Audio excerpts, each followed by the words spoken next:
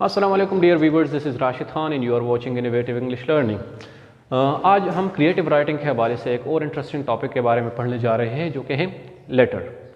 ये सही बात है कि मोबाइल के आने से जो लेटर का इस्तेमाल है वो बहुत कम हो चुका है, लेकिन अभी भी फॉर्मल सिचुएशन में लेटर का इस्तेमाल बहुत ज़्यादा होता है। जैसे कि जब हम जॉब के लिए अप्लाई करते हैं या कोई कंप्लेंट करते हैं या ऑर्गेनाइजेशन के अंदर जो कम्युनिकेशन होता है तो वो ज़्यादातर लेटर के ज़रिए होता है। So now what is a letter? Letter है क्या? Letter, according to Collins Dictionary, a letter is a written or printed communication. So first of all, it's a written or printed message, or written or printed communication, mean of communication I would say, addressed to a person. या तो ये एक person को address होता है और N organisation या एक तंजीम, एक ऑर्गेनाइजेशन को हम एड्रेस करते हैं, often enclosed in an envelope, और इसको हम इन एनवलप में जो है एक लिफाफे में बंद करते हैं, एंड सेंट बाय पोस्ट, और नॉर्मली नॉट नेसेसरीली, ज़रूरी नहीं है लेकिन आमतौर पर हम पोस्ट के जरिए इसको सेंड कर देते हैं। So that is what we call letter. So first of all it's a written और प्रिंटेड मैसेज और कम्युनिकेशन, मीन ऑफ कम्युनिकेशन, ठीक है। और पर्सन को हम भेज सकते हैं या एक ऑर्गेनाइजेशन को, और ज़्यादातर हम लिफाफे में बन के पोस्ट ऑफिस के जरिए जो है वो भेजते हैं।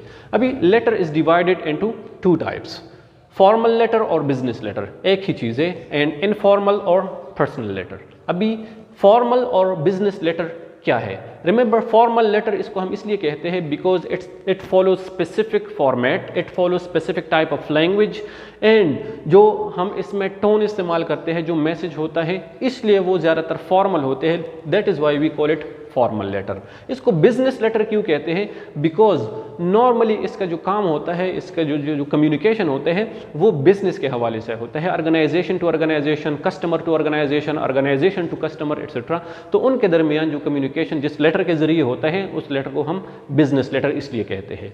इनफॉर्मल लेटर क्या होता है? इनफॉर्मल लेटर हम इसलिए इसको कहते हैं कि नॉर्मली जो हमारे पास इसका फॉर्मेट है वो हम स्पेसिफिक कोई ख़ास फॉर्मल फॉर्मेट फॉलो नहीं करते। दूसरी बात, इसमें जो लैंग्वेज हम इस्तेमाल करते हैं वो कन्वर्सेशनल लैंग्वेज होती है, डे टू डे लैंग्वेज जो हम इस्तेमाल करते हैं वो होता है, इसलिए ये इनफॉर्मल लेटर कहलाता है। इसको हम पर्सनल लेटर क्यों कहते हैं? Because it is about personal matters और पर्सनल इश्यूज़। आमतौर पर ये जो लेटर्स होते हैं ये पर्सनल इश्यूज़ के हवाले से होते हैं, पर्सनल जो मैटर्स होते हैं उनके हवाले से होते हैं। दूसरी बात, नॉर्मली हम ये एक ऐसे बंदे को एड्रेस करते हैं, उनको भेजते हैं जो हमें पर्सनली नोन होता है, जो जिनको हम जानते होते हैं, कोई रिलेटिव होता है, दोस्त वगैरह होता है, तो उनको हम सेंड करते हैं, इसलिए इसको हम पर्सनल लेटर कहते हैं। अभी इनके कुछ फीचर्स है, कुछ ज़्यादा मतलब है कि जो खसूसियात है, तो फॉर्मल या बिजनेस लेटर के जो फीचर्स है वो ये है कि it is short, concise and to the point. Remember, इसमें हम कहानियाँ नहीं लिखते, टू द पॉइंट, कंसाइज, बिल्कुल जो एग्जैक्ट मैसेज है वो कन्वे करते हैं। बिकॉज बिजनेसमैन जो होते हैं, पीपल होते हैं, उनके पास इतना टाइम नहीं होता कि वो लंबे लंबे कहानियाँ जो है वो पढ़ें। So it is to the point, exact. And next, perfect in language like grammar, spelling, vocabulary etcetera. इसमें जो हम लैंग्वेज इस्तेमाल करेंगे, जो ग्रामर वगैरह, स्पेलिंग, ये बिल्कुल परफेक्ट होते हैं, इसमें कोई गलतियाँ वगैरह हम लैंग्वेज के हवाले से नहीं करते। सो कम्युनिकेशन स्किल्स की यहाँ बहुत ज़्यादा ज़रूरत होती है। Next, clear and courteous. जो मैसेज हम कन्वे करते हैं वो बिल्कुल क्लियर वर्ड्स में होता है, कोई इडियोमेटिक एक्सप्रेशन, कोई ईडियम्स, ऐसे फ्रेजेस जिसका मतलब कोई वाज़ेह ना हो, एम्बिग्यूटी उसमें ना हो, कोई इबहाम उसमें ना हो, वो इस्तेमाल करेंगे। जो मैसेज कन्वे होता है वो बिल्कुल क्लियर होगा। एंड कर्टियस, कर्टियस मीन्स इसमें जो लैंग्वेज हम इस्तेमाल करेंगे वो ज़्यादा बिल्कुल मुअद्दिबाना टाइप की लैंग्वेज हम इस्तेमाल करेंगे। Next, formal language, again the same thing कि जो लैंग्वेज होगी वो फॉर्मल। तो फॉर्मल लैंग्वेज की कुछ खसूसियात ये है कि जो वोकेबलरी है वो हम फॉर्मल इस्तेमाल करेंगे, इसके अलावा पैसिव वॉइस वगैरह जो है उसका इस्तेमाल करेंगे, तो इससे वो फॉर्मल लगता है। Next, formal format. हमारे पास जो फॉर्मेट्स होते हैं लेटर के, स्पेसिफिक फॉर्मेट है जो इंटरनेशनली रिकॉग्नाइज्ड है या इस्तेमाल होते हैं, या ऑर्गेनाइजेशन का अपना एक फॉर्मेट होता है, तो उस फॉर्मेट के मुताबिक हम ये लेटर लिखते हैं। इनफॉर्मल में ये चीज़ हमारे पास नहीं होती, इसमें हमें लिबर्टी होती है कि हम कोई भी फॉर्मेट इस्तेमाल करें, किसी भी तरह से अपना मैसेज जो है वो कन्वे करें। सो इसमें एक ख़ास फॉर्मेट हम इस्तेमाल करेंगे जो कि हम इस वीडियो में पढ़ेंगे। Next, careful choice of vocabulary. जो वोकेबलरी हम इस्तेमाल करेंगे उसमें कोई offensive, aggressive type, abusive type of language जो है वो इस्तेमाल नहीं करेंगे, इसमें फॉर्मल वर्ड्स और फॉर्मल जो वोकेबलरी है वो इस्तेमाल करेंगे। सो ये कुछ मेजर जो हमारे पास फीचर्स हैं फॉर्मल लेटर के वो ये है। नेक्स्ट, इनफॉर्मल या जो पर्सनल लेटर है उनके फीचर्स क्या है? So personal letter, I told you कि ये हमारे पर्सनल मैटर्स के हवाले से होता है या पर्सनली नोन बंदे को हम एड्रेस करते हैं। इसमें normally about personal issues and address to someone personally known to us, तो कोई रिलेटिव, कोई फ्रेंड वगैरह, उनको हम एड्रेस करते हैं। नो स्पेसिफिक फॉर्मेट, कोई ख़ास फॉर्मेट नहीं है, किसी भी तरीके से हम अपना मैसेज जो है वो कन्वे कर सकते हैं। कहीं से शुरू करना है, कोई पैराग्राफ किस तरह लिखना है, तो कोई ख़ास इसमें स्ट्रिक्ट बंदिश वगैरह हम पे नहीं होती।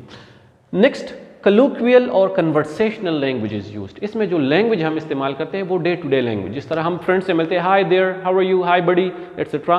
तो ये लैंग्वेज हम फॉर्मल लेटर में नहीं इस्तेमाल कर सकते। यहाँ पे हम जो इनफॉर्मल जो कन्वर्सेशनल लैंग्वेज है, डे टू डे लैंग्वेज है, वो इस्तेमाल करेंगे। सो कन्वर्सेशनल और colloquial languages use. Next, abbreviation and contractions are often used. इसमें हम abbreviation and contraction short form जो होते हैं वो इस्तेमाल कर सकते हैं, जबकि फॉर्मल लेटर में है हम इन चीज़ों को अवॉइड करते हैं। एब्रिविएशन या शॉर्ट फॉर्म जो है वो हम इस्तेमाल नहीं करते, जैसे आई हैव की जगह आई हैव और एमंट या एम नॉट की जगह एमंट। तो ये जो एक्सप्रेशंस है, कॉन्ट्रैक्शंस हैं, ये हम फॉर्मल लेटर्स में अक्सर अवॉइड करते हैं, जबकि यहाँ पे हम ये इस्तेमाल कर सकते हैं।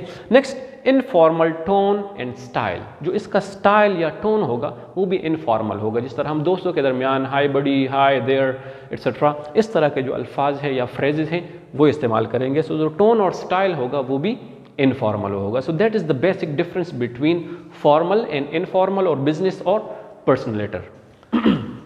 ओके, नेक्स्ट हमारे पास जो है वो है इम्पोर्टेंस ऑफ लेटर। क्या अभी लेटर जो है वो इम्पॉर्टेंट क्यों है? अभी इस दौर में जब हमारे पास मोबाइल फ़ोन है, जब हम टेक्स्ट मैसेजेस वगैरह सेंड कर सकते हैं, वॉइस मैसेज सेंड कर सकते हैं, तो लेटर की इंपॉर्टेंस क्या रह गई है? तो still in this situation letter is very important. And why is it important? Because of these reasons. First, it is formal and sophisticated way of communication.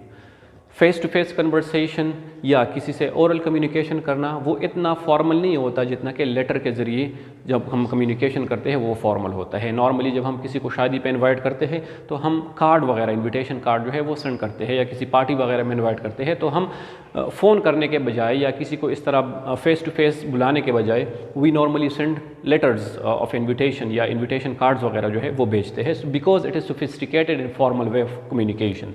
इसी तरह जब हम ऑर्गेनाइजेशन के अंदर कम्युनिकेशन करते हैं तो किसी को अगर हम इस तरह ओरली बात करते हैं, मैसेज कन्वे करते हैं, तो वो इनफॉर्मल तस्वुर किया जाता है, जबकि हम लेटर के ज़रिए जब कोई कम्युनिकेशन करते हैं या एप्लीकेशन के ज़रिए तो वो फॉर्मल तस्वुर किया जाता है। So it's a formal and sophisticated way. Next, it provides a permanent and written record.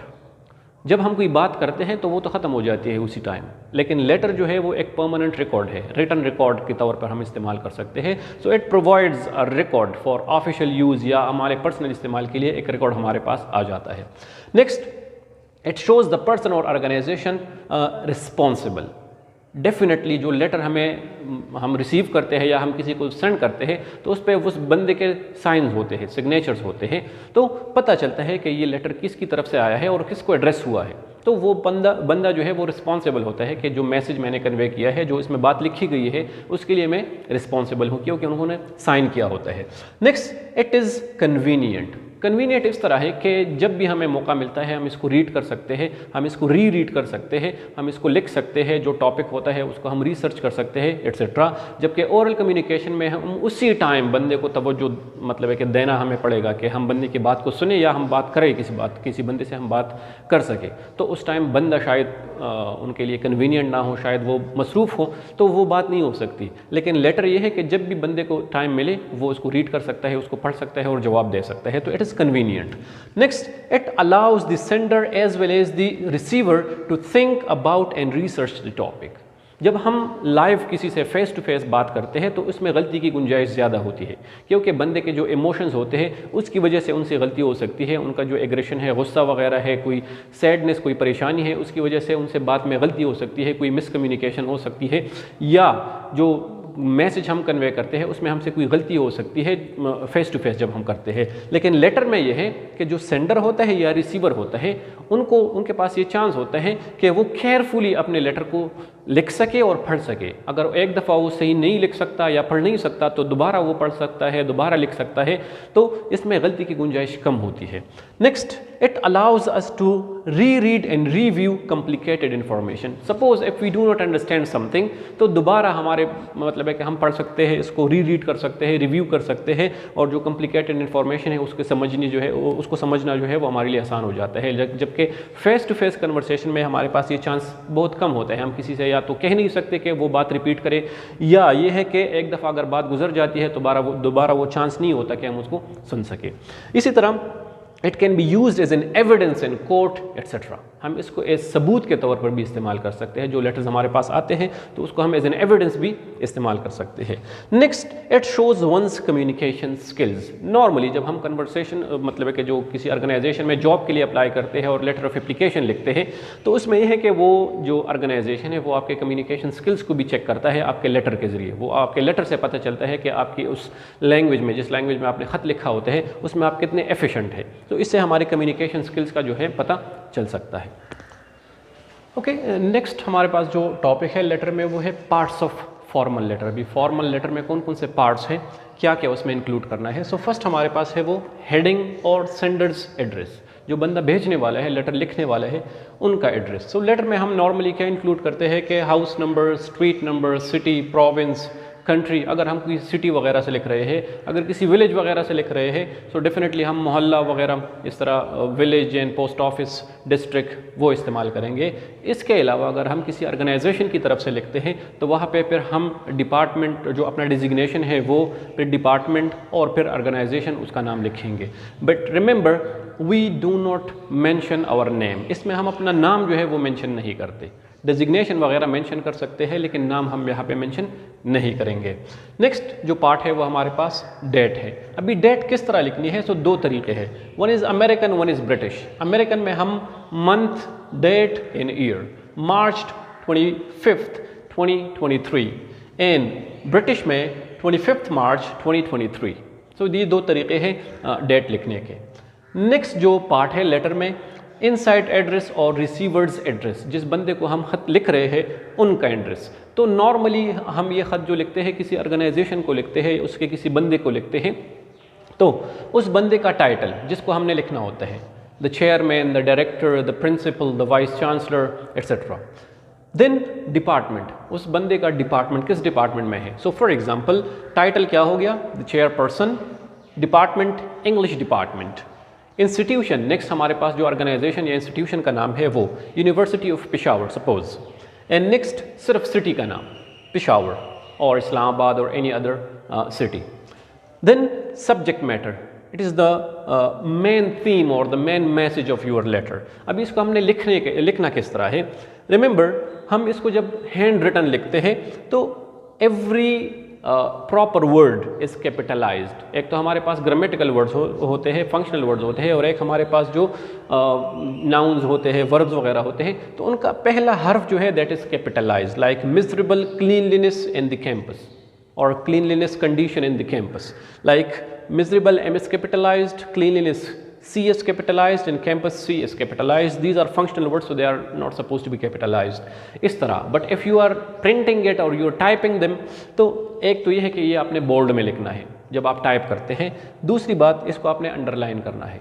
तो ये दो बातें आपने याद रखनी है कि जब हम प्रिंट करते हैं, इसको टाइप करते हैं, तो टाइप करने के दौरान हमने इसको बोल्ड में लिखना है और इसको अंडरलाइन भी करना है, और हैंड रिटन में सिर्फ इसको आपने कैपिटलाइज करना है, ठीक है। और कैपिटलाइज हमने टाइपिंग में भी करना है, लेकिन उसके साथ ये है कि बोल्ड और अंडरलाइन भी करना है। नेक्स्ट हमारे पास जो है वो सॉल्यूटेशन और ग्रीटिंग्स। जो ग्रीटिंग्स हम किसी के साथ करते हैं बॉडी से पहले, लेटर के बॉडी से पहले, तो वो किस तरह आप लिख सकते हैं। अगर कोई बंदा है, सो you may say respected sir, honourable sir, venerable sir, और dear madam, respected madam etcetera अगर फीमेल है। और if you know the person designation, अगर आपको उनके डिजिग्नेशन का पता है, सो फॉर एग्जांपल आप कह सकते हैं कि dear director, dear manager, dear chairperson, या रिस्पेक्टेड मैनेजर, रिस्पेक्टेड चेयरपर्सन, इस तरह।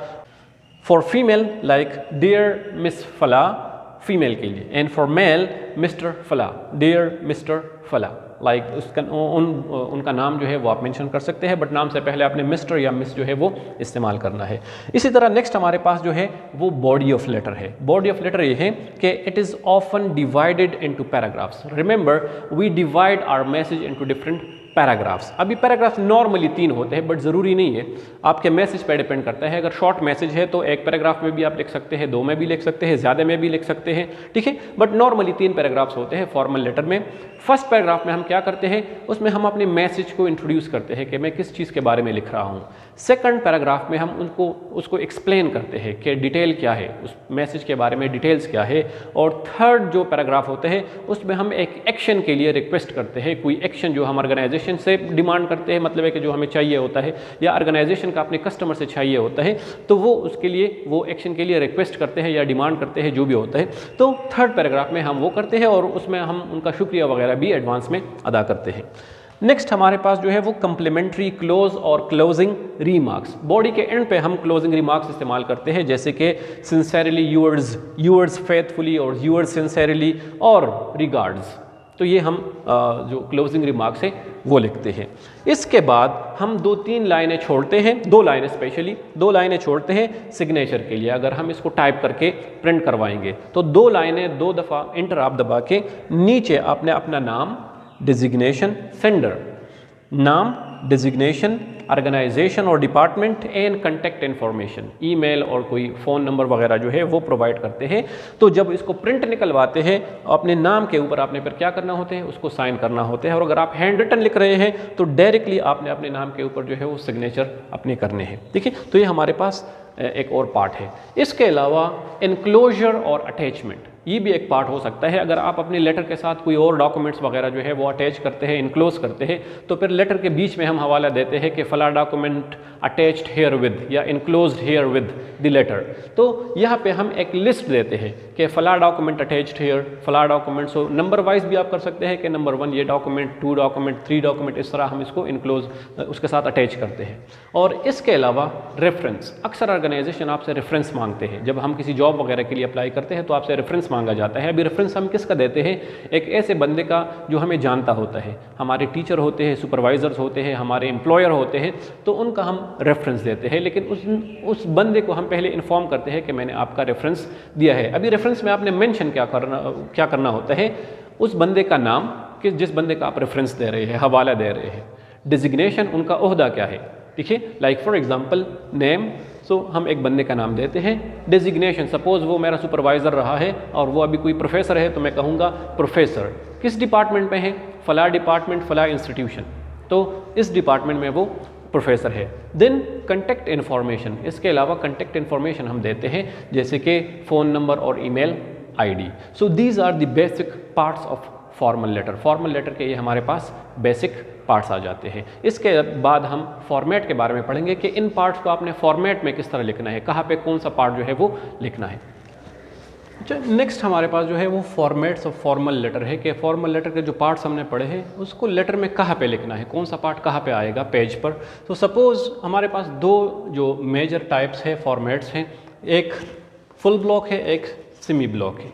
फुल ब्लॉक जो है it is normally used in American style, जो अमेरिकन इंग्लिश है उसमें ज़्यादातर इस्तेमाल होता है, जबकि सेमी ब्लॉक जो है वो ज़्यादातर ब्रिटिश इंग्लिश में इस्तेमाल होता है। अभी फुल ब्लॉक में क्या करना है, तो फुल ब्लॉक में जितनी भी पार्ट्स ऑफ लेटर है, जो भी हमने 11 पार्ट्स ऑफ लेटर पढ़े हैं, वो सारे left side of the page पे आएंगे। Suppose this is the page, ये हमारे पास पेज है। तो पहले हमारे पास जो सेंडर एड्रेस है, हेडिंग या सेंडर एड्रेस जो है वो आएगा। फिर एक लाइन हम छोड़ेंगे, उसके बाद डेट लिखेंगे। डेट के बाद हम एक लाइन छोड़कर जो इनसाइड एड्रेस या रिसीवर एड्रेस है जिसको हम लेटर भेजते हैं उनका एड्रेस लिखेंगे। उसके बाद जो सब्जेक्ट मैटर है, जो सब्जेक्ट ऑफ लेटर है वो आएगा। उसके बाद हमारे पास जो सॉल्यूटेशन है, dear sir, respected sir, dear madam etcetera, वो आएगा। फिर यहाँ पे बॉडी मैंने आपको कहा था कि एक पैराग्राफ भी हो सकता है, 2 भी हो सकते हैं, 3 भी हो सकते हैं, ज़्यादा भी हो सकता है, लेकिन नॉर्मली हम कोशिश करते हैं कि जो फॉर्मल या बिजनेस लेटर होता है वो कंसाइज और टू द पॉइंट होता है। नेक्स्ट हमारे पास क्लोजिंग रीमार्क्स, जो सिंसेरली यूअर्स सिंसेरली या रिगार्ड्स एट्सेट्रा वो अल्फाज आते हैं। उसके बाद हम 1-2 लाइन छोड़कर अपना सिग्नेचर सिग्नेचर के नीचे जो नाम, डिजिग्नेशन, डिपार्टमेंट, इंस्टीट्यूशन और कॉन्टैक्ट इन्फॉर्मेशन है वो चीज़ें दर्ज करते हैं, और अगर कोई इनक्लोजर अटैचमेंट है तो वो यहाँ पे लिस्ट देते हैं, और इनक्लोजर के नीचे जो कोई रेफरेंस वगैरह हमने देना होते हैं वो देते हैं। So that is what we call full block format. Full block में सारे जो पार्ट्स ऑफ लेटर हैं वो left side of the page पर आएंगे, जबकि सेमी ब्लॉक में थोड़े से जो प्लेसमेंट ऑफ जो हेडिंग्स है वो डिफरेंट होता है। एक ये है कि जो हमारे पास सेंडर एड्रेस है वो राइट ऑफ द सेंटर आएगा। Suppose this is the centre of the page, so इसके राइट साइड पे आपने अपना एड्रेस लिखना है, सेंडर एड्रेस जो है वो लिखना है, उसके नीचे आपने डेट लिखनी है। नेक्स्ट जो इनसाइड एड्रेस या रिसीवर एड्रेस है उसको आपने लेफ्ट ऑफ द सेंटर लिखना है, सेंटर के लेफ्ट साइड पे या लेफ्ट साइड पे आपने लिखना है। नेक्स्ट हमारे पास सब्जेक्ट जो होता है वो भी लेफ्ट साइड से शुरू होता है, इसी तरह सॉल्यूटेशन, डियर सर, रिस्पेक्टेड सर वगैरह वो भी लेफ्ट साइड से शुरू होता है, और बॉडी वो तो डेफिनेटली पूरे पेज को कवर करता है। सो बॉडी जितनी भी पैराग्राफ्स है वो आते हैं, और जो नीचे रिमार्क, क्लोजिंग रिमार्क्स है या कम्प्लीमेंट्री क्लोज है वो बिल्कुल स्ट्रेट बिलो दी हेडिंग और जो डेट है उसके नीचे आपने राइट ऑफ द सेंटर में लिखना है, जैसे सिंसेरली यूअर्स, यूअर्स सिंसेरली। फिर आपने एक दो लाइनें छोड़ के अपना नाम, designation, department, institution, contact information, और इसके ऊपर आपने फिर अपने साइन करने हैं। तो ये आपके जो मुख्तलिफ पार्ट्स हैं, और अगर कोई इनक्लोजर या आपके जो रेफरेंसेस हैं वो भी आपने यहाँ पे लिखने हैं। So these are the two major formats for formal letter. एक जो है वो अमेरिकन इंग्लिश में कॉमन है, और ये वाला सेमी ब्लॉक जो है ये ब्रिटिश इंग्लिश में कॉमन है। ओके, नेक्स्ट हमारे पास जो टॉपिक है फॉर्मल लेटर में वो है punctuation marks in formal letter. के फॉर्मल लेटर में हमने पंक्चुएशन मार्क्स कहाँ पे लगाने हैं, स्पेशली जो 4 जगह है, हेडिंग, जो इनसाइड एड्रेस है, receiver address, greetings and closing remarks, इन चारों में पंक्चुएशन मार्क्स कहाँ पे लगाने हैं। तो हमारे पास 3 तरीके हैं। पहला जो है it is called closed punctuation. Closed punctuation थोड़ा सा आउटडेटेड पुराना तरीका है, जिसमें a comma after each component of heading and inside address. Inside address और जो हेडिंग है उसके हर कंपोनेंट के बाद कॉमा, जैसे कि हाउस नंबर फिर comma, street number comma, city comma, province comma, and a full stop at the end, और जो फाइनल कंपोनेंट है उसके बाद फुल स्टॉप। इसी तरह जो इनसाइड एड्रेस है the chairperson comma, English department comma, university of Peshawar full stop, और अगर आपने यहाँ पे सिटी लिखना है तो यहाँ पे भी कॉमा एंड देन पेशावर एंड फुल स्टॉप। तो आखिरी कंपोनेंट के बाद फुल स्टॉप, लेकिन ये थोड़ा सा आउटडेटेड पुराना तरीका है, तो it is closed punctuation. Next हमारे पास जो है a comma after greetings and closing remarks. जो ग्रीटिंग्स है, respected sir, respected madam etcetera, उसके बाद भी हमने कॉमा लगाना है, और जो नीचे क्लोजिंग रिमार्क्स है या कम्प्लीमेंट्री क्लोज है उसके बाद भी एक कॉमा लगाना है, जैसे कि रिस्पेक्टेड सर कॉमा, और सिंसेरली यूअर्स फाइनली उसमें भी एक कॉमा। तो ये हमारे पास क्लोज्ड पंक्चुएशन मार्क्स हो गए। मिक्स्ड पंक्चुएशन नेक्स्ट हमारे पास तरीका है a full stop after last component of heading and inside address. ये जो यहाँ पे हमने कॉमा वगैरह लगाए हैं हर कंपोनेंट के बाद, ये नहीं लगते, तो आखिरी जो सिर्फ कंपोनेंट है उसके बाद फुल स्टॉप, तो ये हम जैसे हटा देते हैं ये मिक्स्ड पंक्चुएशन बन गया। इसी तरह ये हमारे पास हम जब हटाते हैं तो ये मिक्स्ड पंक्चुएशन बन गया।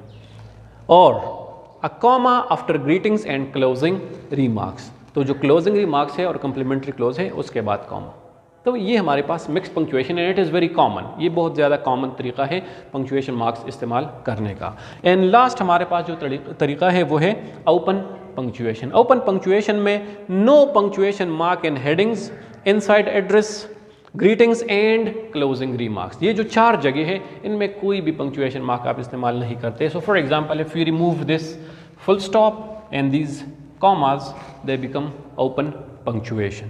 So these are the 3 ways of using punctuation marks in heading, inside address, salutation or greetings, and complementary close. Now here we have an example of a personal or informal letter. तो इसमें आप देख सकते हैं कि right of the top जो है वो हेडिंग सेंडर एड्रेस है, उसके नीचे डेट लिखी हुई है।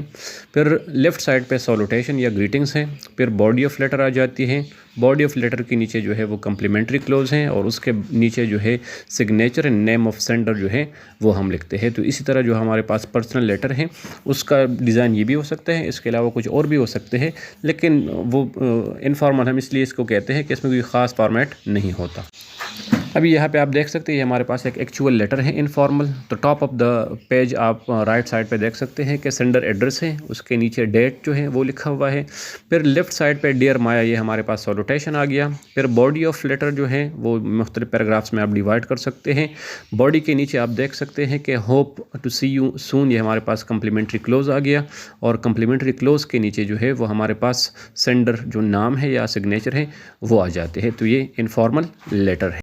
अच्छा, यहाँ पे आप देख सकते हैं कि जो हमारे पास फुल ब्लॉक फॉर्मेट है उसकी एक एग्जांपल ये है कि जितनी भी पार्ट्स ऑफ लेटर हैं वो सारे लेफ़्ट साइड पे हैं। तो टॉप पे हेडिंग है, फिर उसके बाद डेट, फिर इनसाइड एड्रेस, उसके बाद सॉल्यूटेशन, बॉडी के नीचे कम्प्लीमेंट्री क्लोज के नीचे जो सिग्नेचर हैं, और फिर नेम ऑफ सेंडर वगैरह जो हैं वो सारी चीज़ें जितनी भी आप पार्ट्स ऑफ लेटर हैं वो सारे जो है लेफ़्ट साइड पर लिखते हैं। और इसके अलावा जो हमारे पास सेमी ब्लॉक फॉर्मेट है तो आप देख सकते हैं कि जो दो पार्ट्स हैं हेडिंग और डेट वो राइट ऑफ द सेंटर जो है वहाँ पे चले जाते हैं। इनसाइड एड्रेस सॉल्यूटेशन वो लेफ़्ट साइड पे ही रहते हैं, बॉडी अपनी जगह रहती है, और जो नीचे कम्प्लीमेंट्री क्लोज हैं, सिग्नेचर हैं और नेम ऑफ सेंडर है वो भी बिल्कुल राइट ऑफ द सेंटर जो है वो आ जाते हैं, बिल्कुल जो टॉप पे हेडिंग है उसके नीचे। सो इसी तरह हमारे पास ये फुल ब्लॉक और सेमी ब्लॉक के जो फॉर्मेट्स हैं वो इस तरह हमने डिज़ाइन करने हैं पेज पर। उम्मीद है कि इस लेक्चर से आपको फॉर्मल लेटर और इनफॉर्मल जो लेटर के कंसेप्ट हैं वो समझ आ चुके होंगे। इन दोनों में डिफरेंस क्या है, जो इनके इंपॉर्टेंट फीचर्स हैं वो क्या है, जो मुख्तलिफ इसके पार्ट्स हैं वो क्या है, जो हमारे पास स्टैंडर्ड फॉर्मेट्स है दो, semi block and full block, वो और पंक्चुएशन मार्क्स इस्तेमाल करने का तरीका जो है वो समझ आ चुका होगा। मज़ीद ऐसे मुफीद वीडियोस के लिए इंग्लिश के हवाले से, क्रिएटिव राइटिंग के हवाले से हमारे चैनल इनोवेटिव इंग्लिश लर्निंग को सब्सक्राइब करें और इसको अपने दोस्तों के साथ ज़रूर शेयर करें। Thank you, take care of yourselves.